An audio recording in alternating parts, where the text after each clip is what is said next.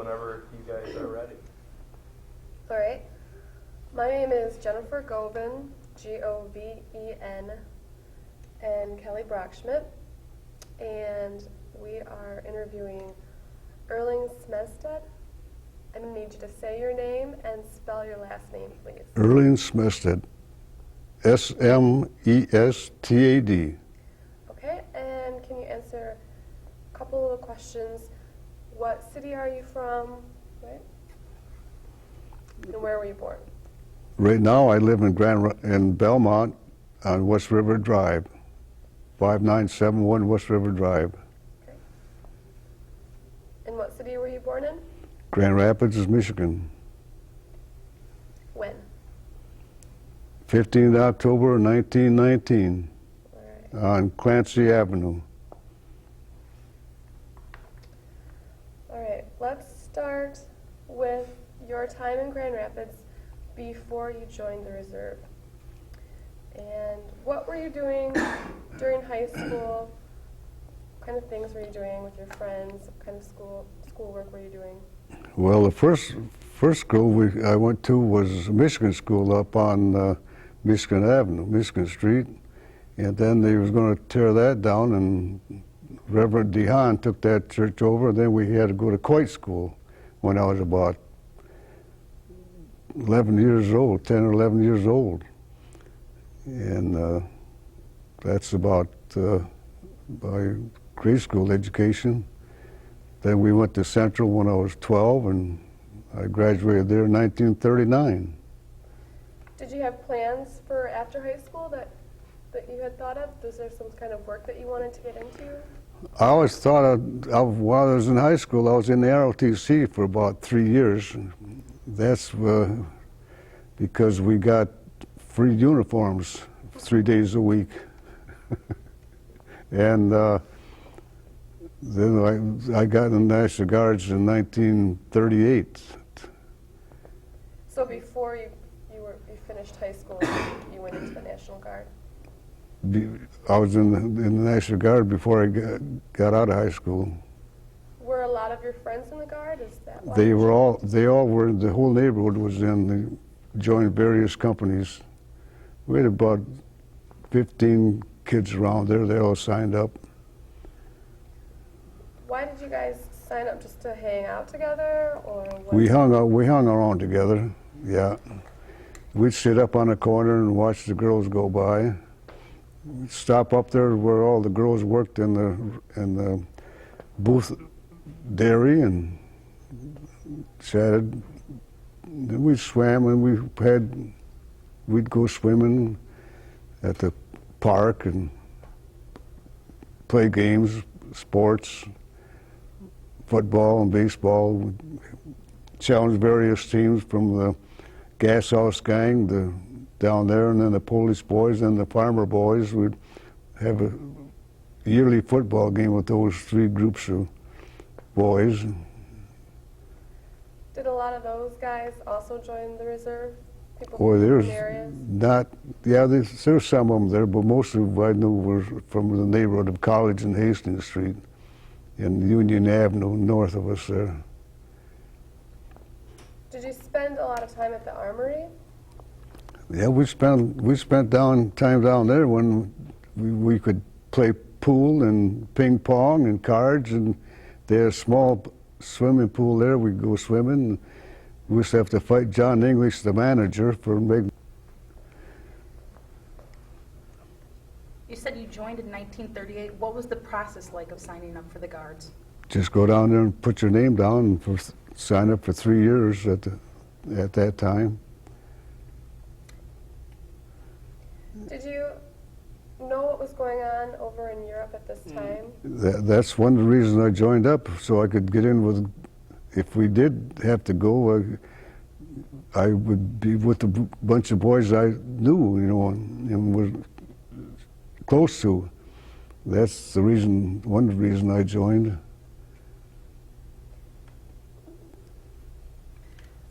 Who was one of your close friends at this time?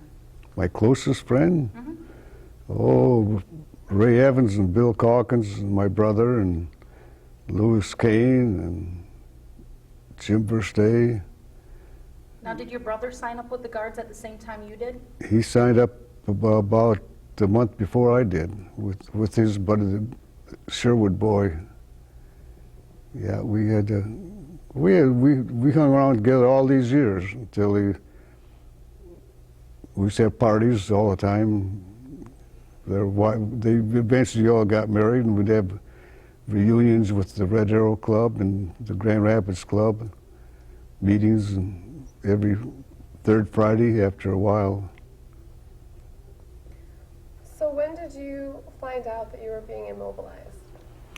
We found that out around I think around August. I think they were talking about mobilizing the Guards, and so then I quit my job and I went with Bill Sherwood and Fred Ron, and we took a trip out east for about 8 or 9 days, and we came back and we eventually went south in October. What did you do on your trip out east? What did I do for that trip? Oh my gosh. Well, we went visiting, we took pictures, and we went to the Philadelphia Mint and watched the mint coins there, and we went to various places, parks and the theaters with some friends of Fred and their daughter called up a couple of girlfriends, and we went out with them a couple nights at theaters and Coca-Cola stands. So where did you end up going down south, and how did you get there?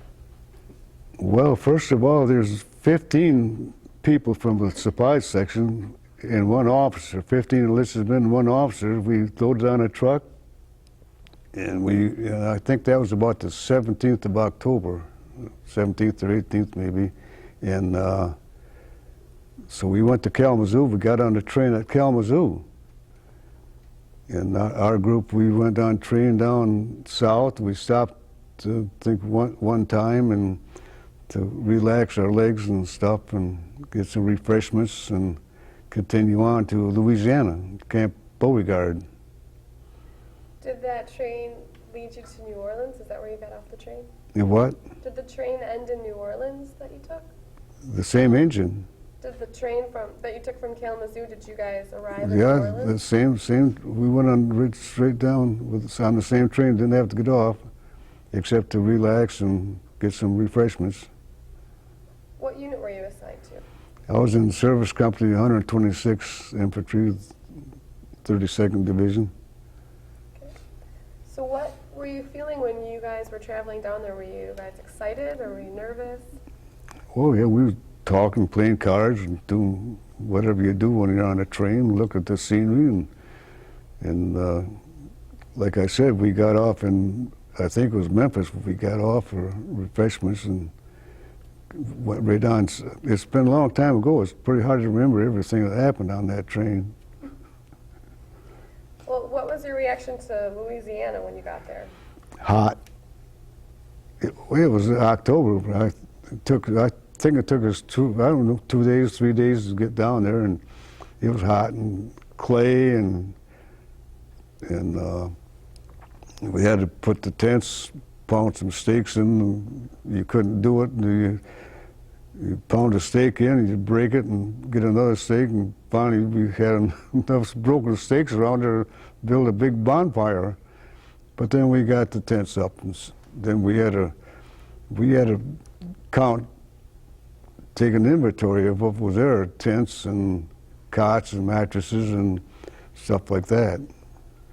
A lot of equipment there. They had to be inventoried that was laying around there in the kitchens, and every kitchen they had about 3 battalions and 4 auxiliary companies down there. We had to check the property, and that's about what we was drawing supplies for them all the time and putting them up in their tents and stuff like that.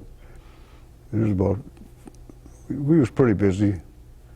Were you able to keep company with the boys that you joined with? Oh in yeah, Rapids? yeah. Well, in that group, yes. And then they're all from Grand Rapids, mostly from Grand Rapids, except the 3rd Battalion was all 99% Grand Rapids, but then they had these other units were from, well, let's see, the Muskegon, Big Rapids, Holland, Grand Haven, and the towns south of here, not Battle Creek, but Adrian. They had a company, and Holland had a company. There was in the machine gun company. They was all from Grand Rapids, but these other units were from in the 2nd and 3rd Battalion. Did you guys feel like you got a lot of training while you were in Louisiana, or did you move on from there and have some more training in other places? Oh, we were there then. The troops came down around probably 10 days after, but they drove the trucks down. Came down by truck, and we had training down there. They'd go out in the field. They'd go out in the field and train and whatnot, and we just work around the warehouse, draw supplies for whenever they needed them, and requisition for the whole regiment. What was the job you liked the most while you were down there? The what? The job you liked the most? The job I liked the most? I don't. Taking the weekend leave once in a while. What was the worst job you had to do when you were down there? KP, washing dishes and feeling. That was the worst job. Now, what was your daily routine like? When did you wake up? What did you do throughout the day? Gosh, we woke up real early in the morning, I know that. And they'd have revelry, and we had to all get out there and salute the colors when they would put the colors up. And we had to do the same thing at night. Some units had to be out there in dress uniforms on, but we were a group of mechanics and supply people and whatnot, and we would stand as we were dressed. And that was a real touching moment of the whole day. Was in retreat when they would blow retreat there at night. And the cannon would go off, and when that cannon would go off, everything stopped. All the trucks would stop, and if the driver always had to get out to salute. And it was strict way back then, but it was. I don't think they do that much anymore. I don't think there's not as much discipline. There's a lot of discipline then. In fact, if a corporal told you to do something, boy, you jumped up and he says, right now. They put the fear of God into you at that time. What were your sergeants like? They were all okay. You liked some, you didn't like the other guy, but they were all pretty good. They just wanted, if you obeyed them, why, they weren't too bad, but if you didn't, why, you got an extra job to do. So you said, okay, did what they told you to do. But then if we had some time off, well, we would kind of slip away once in a while, and they had these bales of hay they used to stuff a mattress with, and that's what our mattress was like, was straw in there. And if you put too much straw in there, it was a big bundle, and you had to put just enough in there to lay on, And so I remember one time we was around there, and about 3 or 4 of us, we fixed a little cave in that straw pile. And lo and behold, they're howling for guys to report for a job, Well, nobody's around. Well, then all of a sudden a bale comes off the cover, and here we are. We're looking up at the sergeant's eyes, and he says, well, guys, he says, next time you find your own hiding places, this is the place we always used to hang out. So we used to have to search around for a different place to duck around. Do you remember that sergeant's name?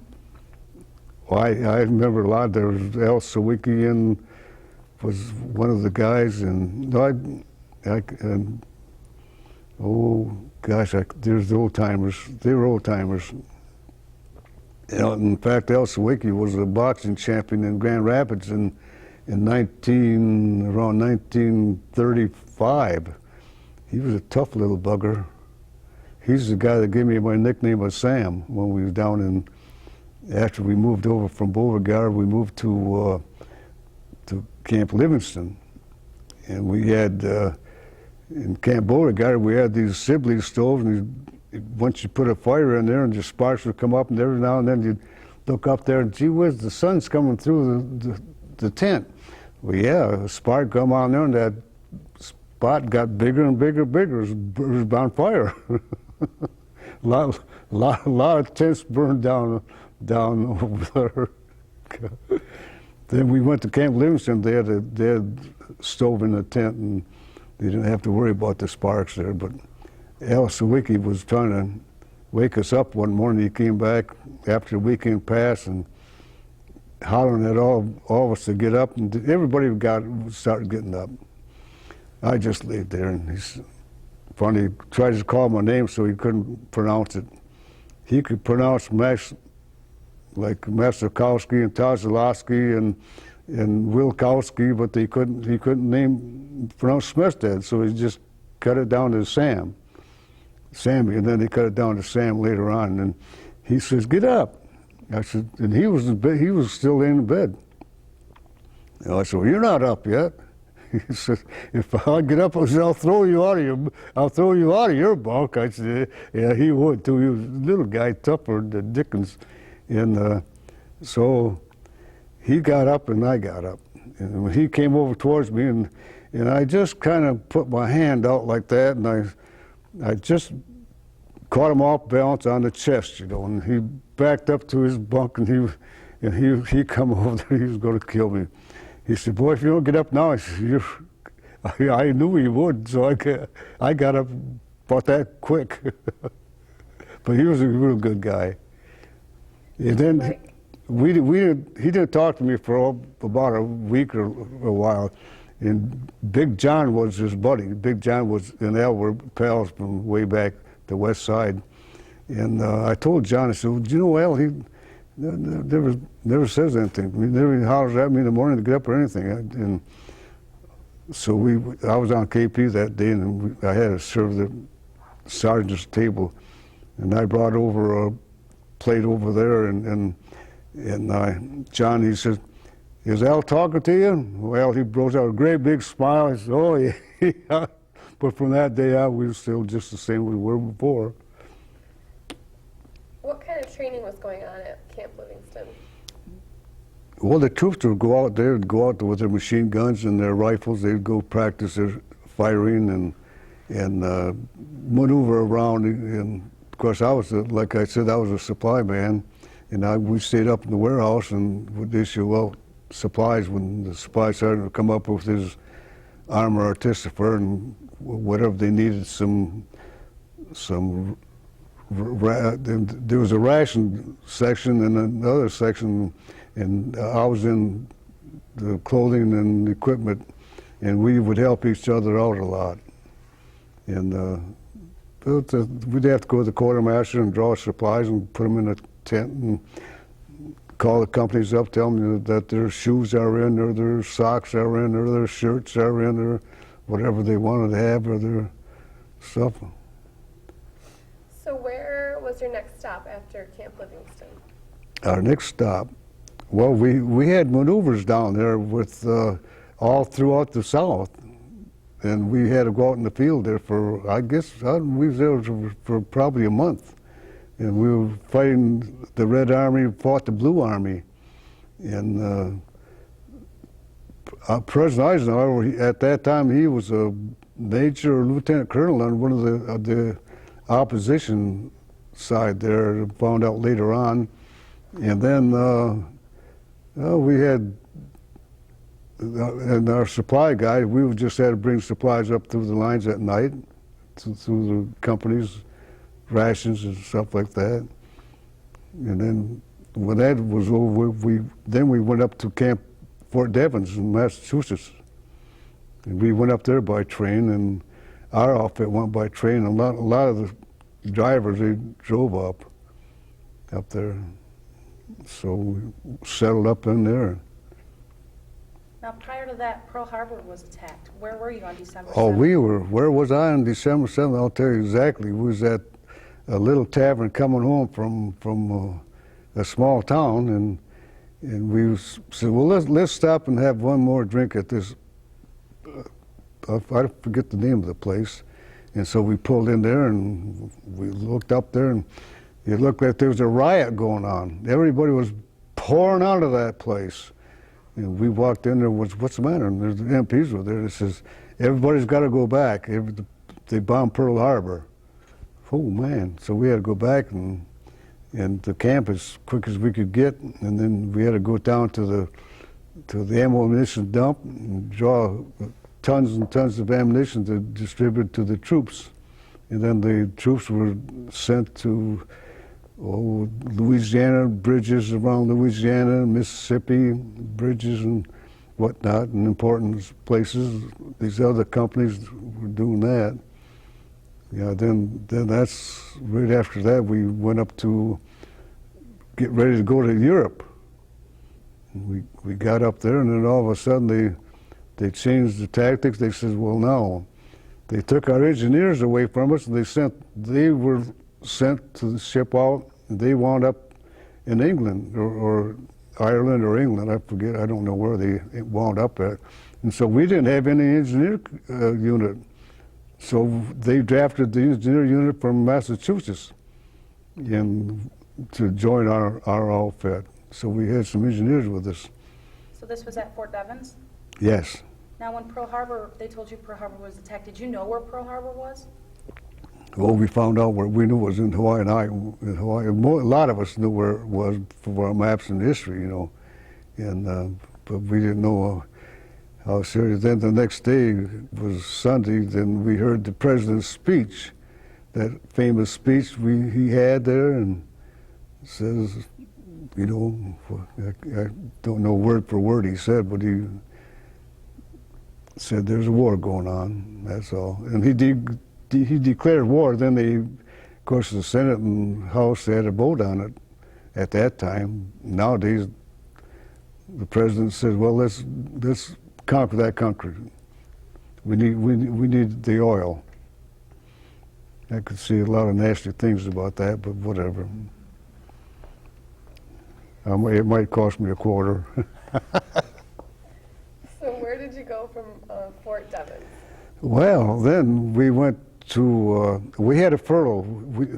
There was they canceled furloughs when we was down south. They canceled furloughs, and I was ready to go to the Mardi Gras with another boy, and they canceled furloughs. I said, oh gosh. And so we got up there, and then they let us, the groups that didn't have furloughs, they give them 5 days.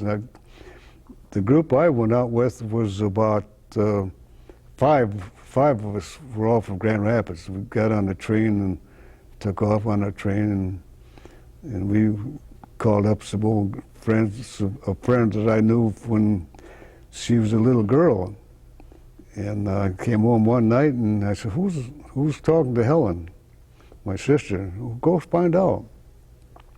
So these girls talking to Helen were grown-up girls, and that was the same girl that lived next door to us way back when. So we dated, and two of us went together with our friends around town here and whatnot. And we were supposed to be back on a Saturday or Sunday night, I think it was. And I told Ted Urbanski, was another boy with us, and I says, I'm not going home on Saturday, so let's go back Sunday. Okay, so we called up another guy, and he said, yeah, okay, so 3 of us, we stayed Saturday and Sunday. We got back in time for revelry Monday morning. Well, then we all got called in the office. He said, you guys are all busted, reduced in rank. Ted and I, we was only a PSC, but Engel was a corporal, so we all wound up as privates. How convenient. And when I told him, I said, well, we got back and the company commander got upset about that. He said, well, your orders were to be here Saturday morning or Sunday morning. Well, I said, we couldn't leave Saturday night without having a little fun. Well, that didn't set to put. The strange part about it was, when we were going from Louisiana up to Boston, well, he had sent his wife up there beforehand, and we weren't supposed to tell anybody where we was going to go. But we got up there, and several of the officers had wives up there, but we couldn't tell anybody else where to go. And so you know how much that secret amounts to. So then, for punishment, Ted and I, we had to be on KP. So our supply officer, he said, well, they're not going to be on KP. He said, go get them. He said, you've got to type up some information. I was the clerk there at the time. And so I got pulled out of KP, which I really thought that was wonderful, just super. And so we got on the train. They used us as runners. I forget how many trains we had on that, Pullman cars, and we had 3 guys to a berth. 2 guys would sleep on the lower berth and 1 on top. Well, they would get a message from there where we're going to stop for a rest stop at the next little town. So we'd have to go back to the companies and tell the first sergeants we're going to stop at X hours and for so many minutes. Well, every time you did that, everybody's running up there to the taverns and whatnot, running back with a bottle of pop or whatever they had in paper bags. and the train would pull out. And you could see guys running to try to catch the train. And some of the guys, you never did come back. I think there's one boy in our company that I never saw after that. But we'd have to go back and then come back, and we'd take turns about that. Yeah, it was interesting. We'd stop by there and talk to the first sergeant and take our time going back. We didn't care if we got back to headquarters spot, because there was always one guy up there anyway. You talked to the supply sergeants and the mess sergeants in there, and they might have had a little bottle of pop there to offer us, whatever. Then we finally landed in California, got out. We weren't allowed to go to town for a little while there, but then we did manage to get out a couple of times. We went to one place, they call it the dog track, and that was just a little track an old dog track, and I think we was there a day or two, and then they put us up into the Coliseum, where they had the rodeos and all that, and we slept in between the benches there. Our outfit did anyway. Is that what they called the Cow Palace? Yeah. From now on, while I'm gone. You take.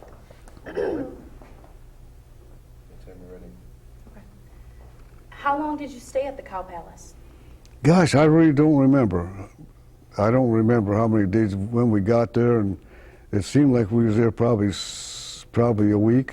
Now, was that just temporary lodging because they had nowhere else to put you?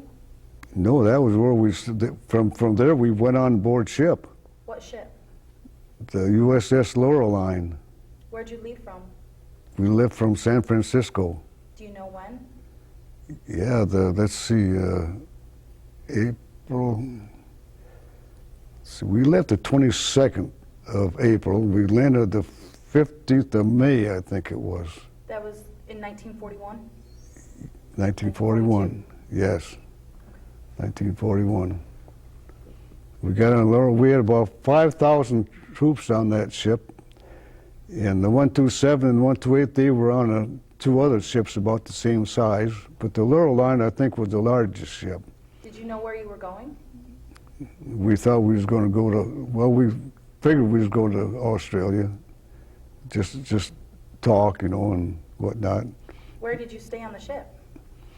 Well, we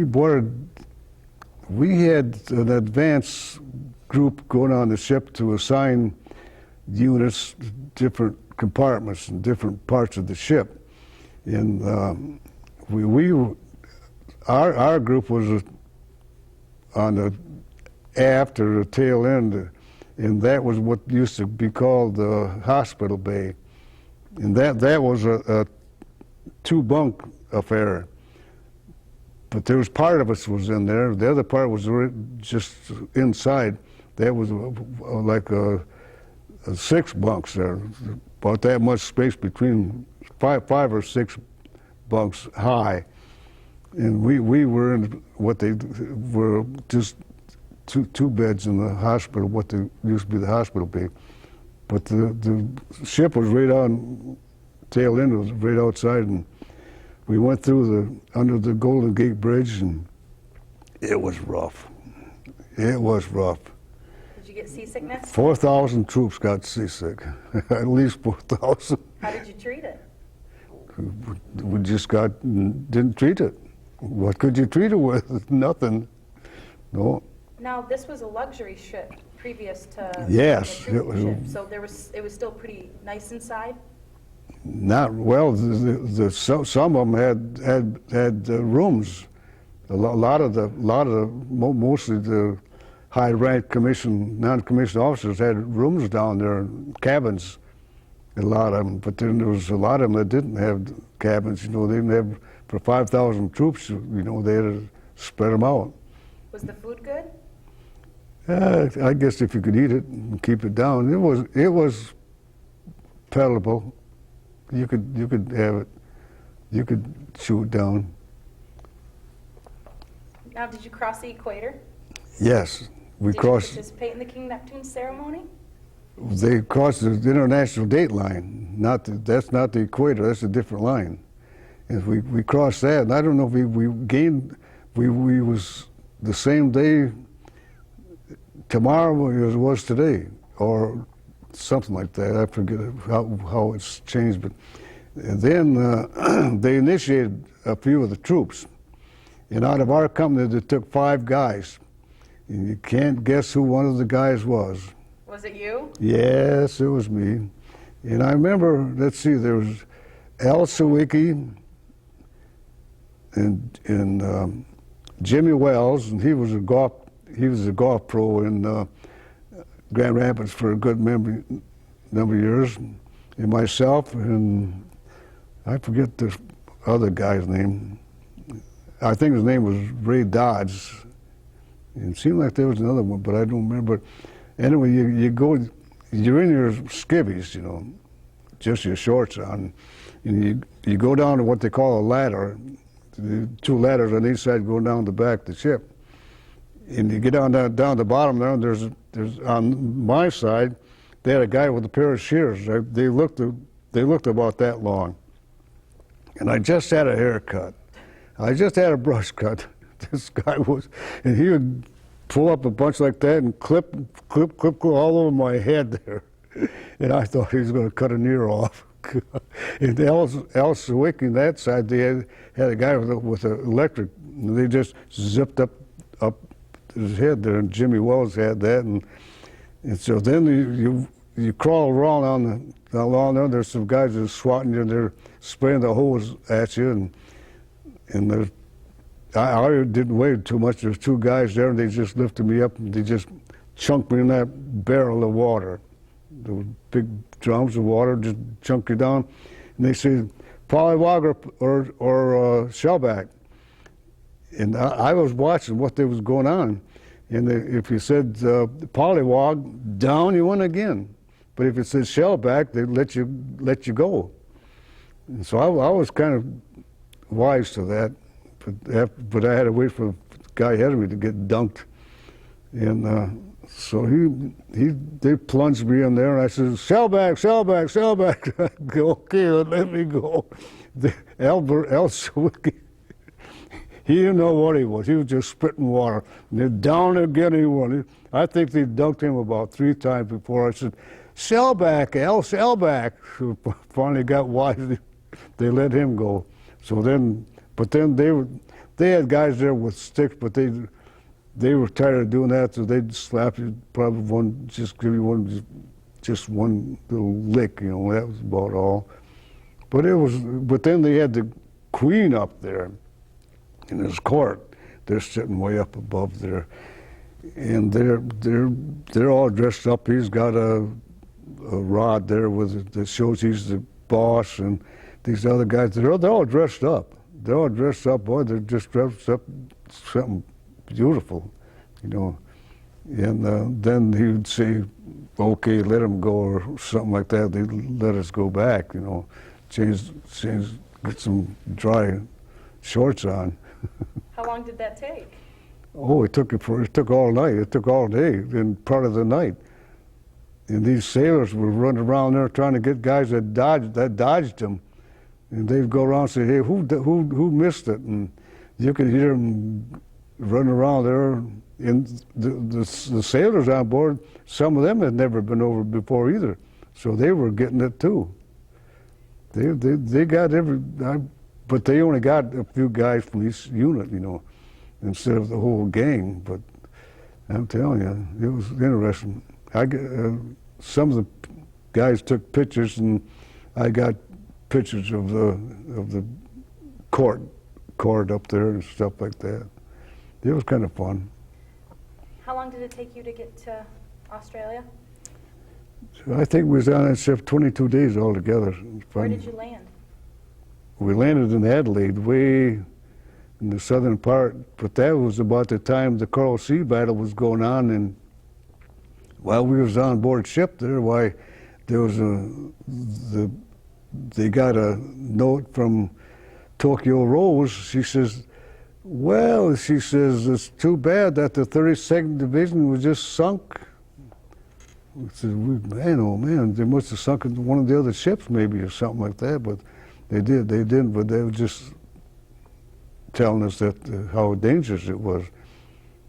But I often thought, I always thought we saw lightning all the time, and come to think of it, it might have been the ships firing at each other there, but it was so far away. Why they weren't even close to us, that close to us there.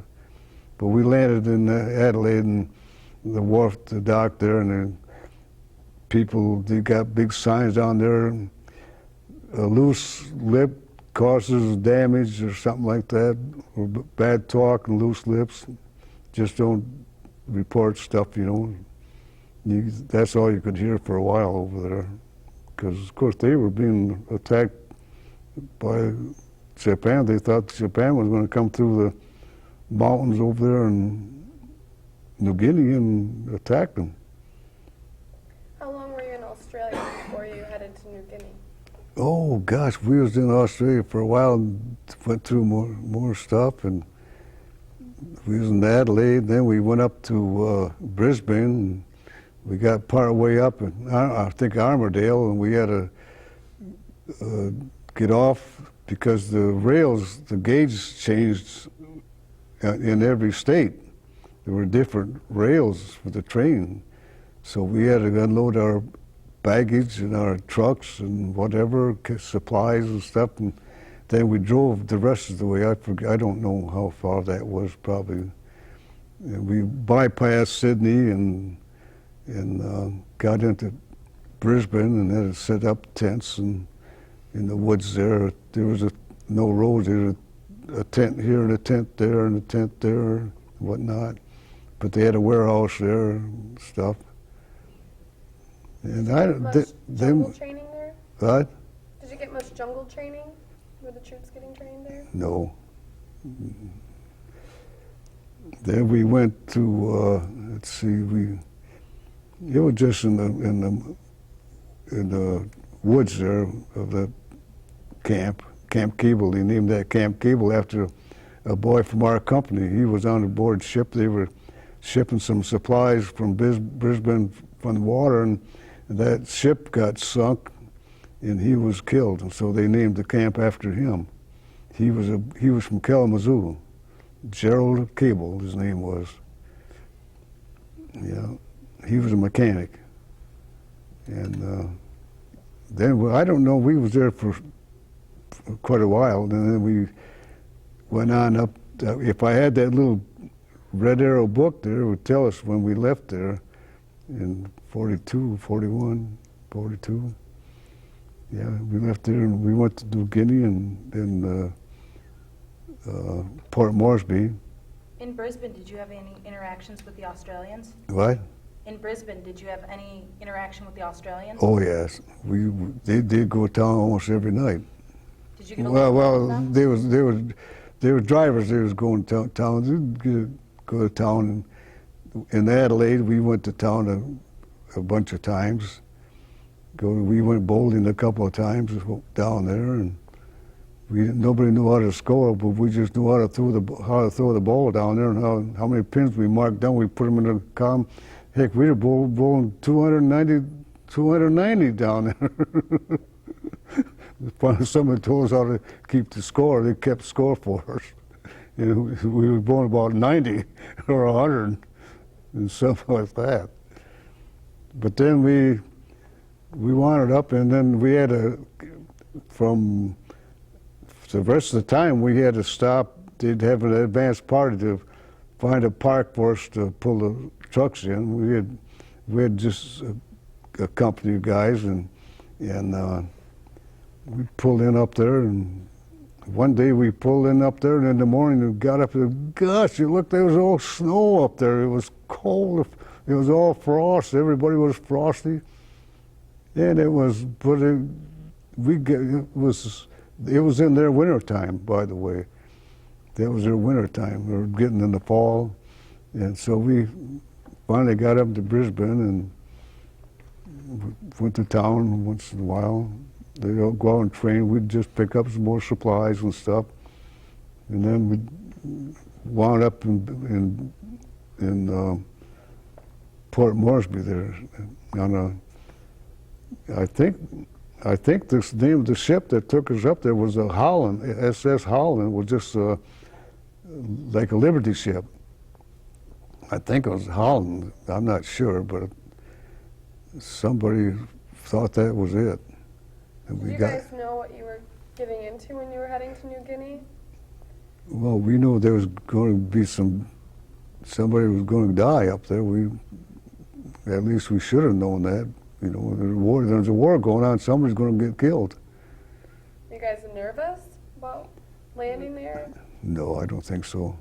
No, they didn't get nervous till they went up the front, which I was fortunate. I never did get up there in that deal, but the Japs. We was living on the edge of an airport there, and we had tents set up. Pup tents set up there, and they had some tents for officers in the kitchen, and then we would. But the Japs came and bombed. They'd come. They'd call him old Charlie, Flying Charlie. Come over every night. It sounded like a wash machine. Wash machine Charlie come around, flying around there, and every night he would come. Every night, and they would fire up on the hill. They'd fire at him and never. Was this still in Port Moresby? Yes. Then they dropped. We was at the edge of the airport, and one night they dropped some bombs, and 5 boys from H Company out of Ionia. They just came down to pick up some machine gun parts or parts for their guns and machine guns and whatnot, and a bomb hit the tree and shrapnel come down, and eventually 3 of those boys were killed, died from that. And I had a small piece of shrapnel that didn't amount to a pea size, and another fellow that was in our outfit, Fletcher, he was laying on his back, and he had his knee raised up and it took his knee off. He lost his leg there, and he disappeared from our view after that. But he got okay. He was selling war bonds in Grand Rapids here. He had a new leg, and he was selling war. He stopped up and called the folks up there. He knew our number and stuff. Yeah, but then up front there it was all tougher. You couldn't see from here to you. My brother was laying up there, and he heard some. If you heard some noise going out there, and the guy didn't know the password, why you just took a shot at that direction, and he had his rifle aimed out that way, and the guy popped up, looking right at that muzzle of his rifle, and finally he yelled the password, and Carl, he should have fired right off the bat, because he challenged him and never got a word back, but he never fired back. And this guy was a friend of ours from Grand Rapids here, and he comes that close to be getting killed. But later on, this boy, he got hit in the leg. But he was all right, but he always had to wear a large shoe about that much higher on that leg. He lost it. He got shot by a sniper. What was the password? Do you remember? I don't remember that night, but they always would use the R word because the Japanese, they couldn't pronounce that word, R, with like Robin or Ruth. Ruth was a password at one time, and Robin, and I don't remember what some of the others might be. Now, when you were hit with shrapnel, was this the first time that you've seen casualties? Well, that was because the other troops hadn't flown up there yet.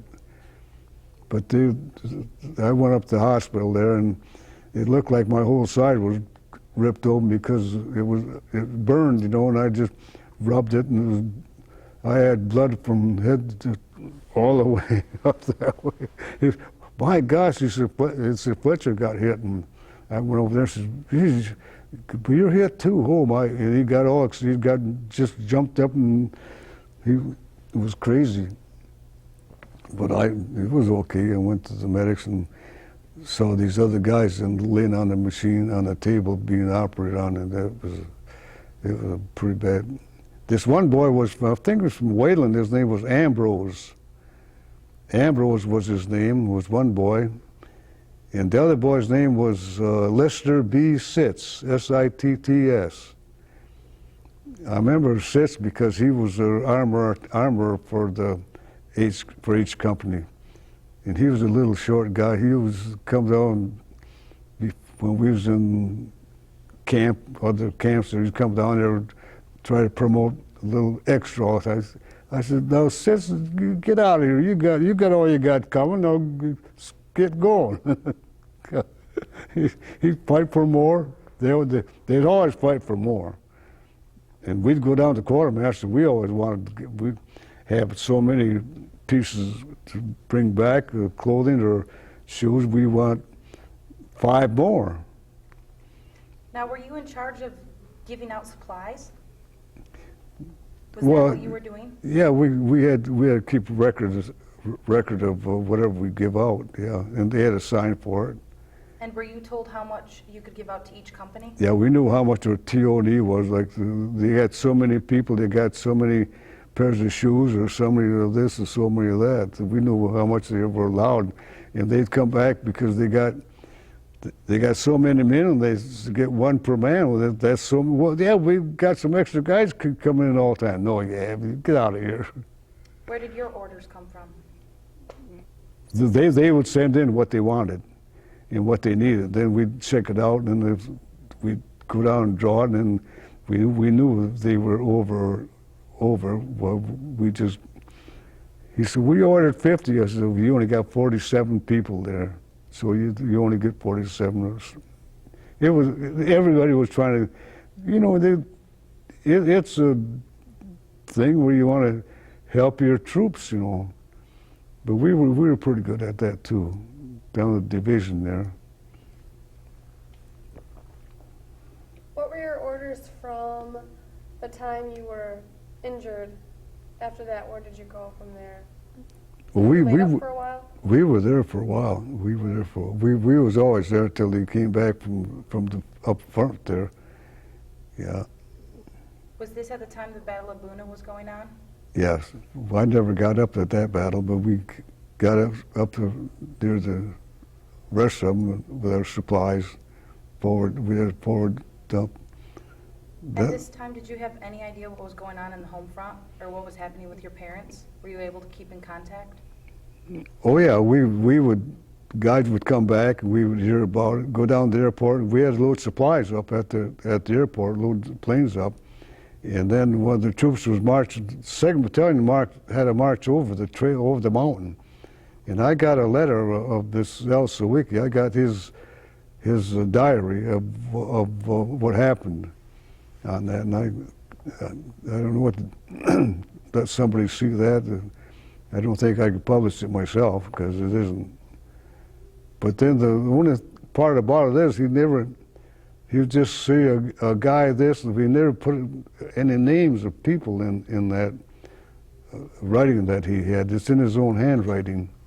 He did that probably when he came back, or I mean, when he came back from there and sent it out. Yeah, he was a good old boy. Did you have much help from the natives while you were in New Guinea? The natives were great. They call them the angels of mercy up there in front because they would take these prisoners and, wounded people and carry them back to the aid stations to get patched up and whatnot. And they were really great. Yeah, they was really great. They'll always talk about that. Every boy that was up there talked about those guys. Yeah, but then when the campaign went on, it was just by luck that they. Of course, the Jap to begin with, the Japs were cut off to begin with. They had the blockade down. They couldn't get any reinforcements at all, and they were just blocked in there. Why they had to continue the battle is. It's in the papers that came out after the wars. Why it was unnecessary to go up there? They had them blockaded up. They couldn't go anyplace. They couldn't get off the island. But that's the way the Army runs. Okay. Whatever. Did you have any direct contact with the Japanese while you were at Port Moresby? No. Now, with the natives, did they help deliver any of the supplies that you were giving out? Oh yeah, they were great. We didn't down there. We didn't need them because we had enough people down there to load and unload the planes. How were you able to talk with them? Oh, we didn't have much. We didn't have much. We didn't have much in between. Didn't have much at all. So how long were you at Port Moresby? We could use some words. Some words I can't remember just exactly what words we used for that. You knew what money was and what food was and some words like that. So it's all you know is money and food. Well, that's what else do you have to know? During this time, where were you sleeping? How were you taking showers? What were you eating? Well, we had a big 50-gallon drum up there and just run water. Well, we were able to go out to swimming, but it was kind of dangerous for those rocks out there and that coral out there. And it wasn't. There was fish out there and sting fish or whatever, stuff like that. But the swimming wasn't the best thing to do. You could just go out there and wash or clean up a little bit better than that 50-gallon drum there, spraying down on you. I got some pictures of that. I guess it showed. You might have seen them. I don't know. Where did you go after Port Moresby? Where did we go? We didn't go anywhere. There was nothing there except some old buildings there, but now it's a modern town. No, after you left there, where were your next orders? Oh, from then we went back to Australia. We had more training down there. We went back to Brisbane, and then we had a couple, we had some leave time, and we went to different towns around there that we traveled, went on our way up there. We went to where they met acquaintances and went back down there again, and I went to South Grafton, and with 3, 4 of us went down there, and we slept in a hotel out on the porch. They closed the end of the porch off, and they put 2 beds in there. Well, they had a bed inside, then out on the porch they put 2 beds out on the porch there. And another boy and I slept out there, and 2 other fellows slept in the bed there. I come I come in one night, and the door was locked. I shook the door, and I said, "Hey," I says, "it's Sam." Well, Combs was there. We called him Duck, and I says, "It's Sam." He says, "Who's there?" I says, "Me." Okay, so he said, "Let me in." I'm shaking the doorknob, and all of a sudden the doorknob from the inside fell on the floor. And so I just pushed the door open. Well, he had a friend in bed with him. That's why he didn't want me to come in. Did you meet any? Don't put that on California there. They don't put that on there. Can you cut that off? That's up to them for when they put it together, when they put the show together. Now, how long did you have any relationships? Did you meet people there? Were there friends from when you were home? Did you have any girlfriends? These boys here, these boys, you mean? Did you have a girlfriend while you were there? Did you meet any of the girls in Australia? Oh, we met a girl the first night we was there. And they had some kind of a carnival in town. It was South Grafton. It was a small town like Rockford, maybe. And it was a pretty town. And we went to a bar, and they were rationed with their drinking. And so we were drinking, I forget what we were drinking, having some highballs or something. And this young couple that was running the bar, man and his wife, and they says, "Well, we ran out of what we were drinking." Says, "Well," they says, we got a bottle of rum here." And I heard it rum and coke, you know. And so we says, we'll buy it. Okay, so we bought the bottle of rum, and out the corner of my eye, I looked in there, and there was a lady sitting around the corner there. So we went outside and opened that bottle up, and this one boy took a drink out of it. Woo, wow! And I took a drink out of it. It felt like that shouldn't be on there either, but it felt like it was a Boilermaker going down, and when it hit the bottom, it seemed like it exploded. Bang! But we had that bottle in our. Well, I saw this other girl there, and I started talking to her, and we visited a little bit, you know, and found out where she lived right up there, not too far away, and we walked her home, and these other guys, they disappeared. And so I met her that night, and a couple more nights, and we was I said, "I think I'll stay here for a while," because while we were there, there was a boy, he was AWOL for, he'd been there for a month already. I said, I'll do the same thing. Well, you mentioned training. You guys are at the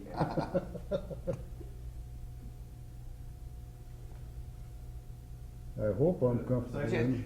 we ought to tell you guys looking at us, kind of you guys can look at and just kind of look at each other a second, then you guys talk. Yeah. Thank you, Mr. Smestad, and happy Veterans Day. That'll make them laugh. Great, and we got it. Thank you.